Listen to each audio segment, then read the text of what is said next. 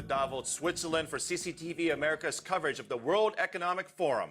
Participants from nearly 100 different countries are now here discussing the theme, which is reshaping the global environment. Now, some of the headlines that are making news is what's happening in Iran.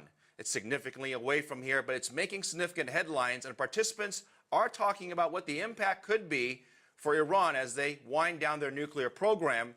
And there's now talk of a possible trade deal or agreement that could take place right here in Davos, Switzerland. As more than 2,500 world leaders descend on Davos, the spotlight is focused on just two. There are unconfirmed reports that Iranian President Hassan Rouhani will arrange to meet with U.S. Secretary of State John Kerry, a high-profile sideshow that could turn into a main event. Good evening. A Rouhani-Kerry meeting here in Switzerland could capitalize on the forward momentum generated by Monday's start of the 6-month negotiating period between the major world powers and Iran to curb Tehran's nuclear enrichment program. On Monday, Iran suspended production of weapons-grade uranium. In return, Iran got relief from some of the economic sanctions imposed by global powers to persuade Tehran to make a deal. Relaxing sanctions is vastly important for the Iranian economy. Over the next 6 months, Tehran could recover some $4.2 billion in oil revenues frozen in foreign accounts.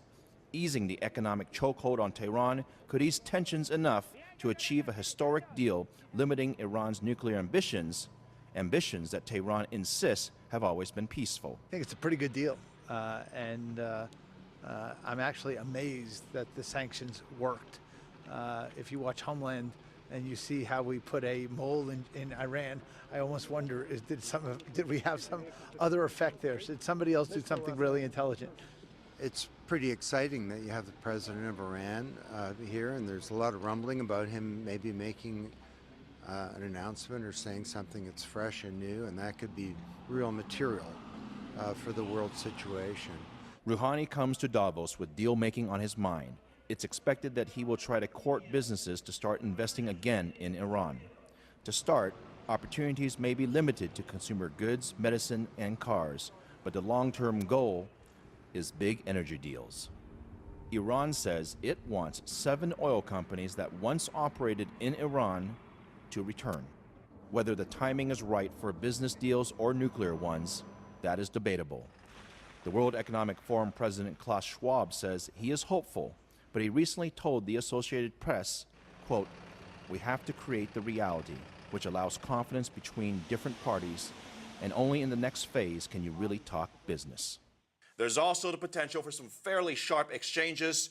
President Rouhani speaks just hours before Israeli Prime Minister speaks. And Trace, this is a fairly big development here on day one of the World Economic Forum. That is right, Phil. Iran clearly taking all the headlines away from the theme of the World Economic Forum. And this Iranian President Hassan Rouhani, it's the first time an Iranian leader has attended the World Economic Forum in over 10 years. And he seems to be stealing the show, and he hasn't even arrived as yet. We are also going to see Brazilian President Dilma Rousseff potentially also discussing some trade deals, along with, as you, Phil, mentioned, Israeli Prime Minister Benjamin Netanyahu. So clearly trade is going to be at the top of the agenda here at the annual World Economic Forum.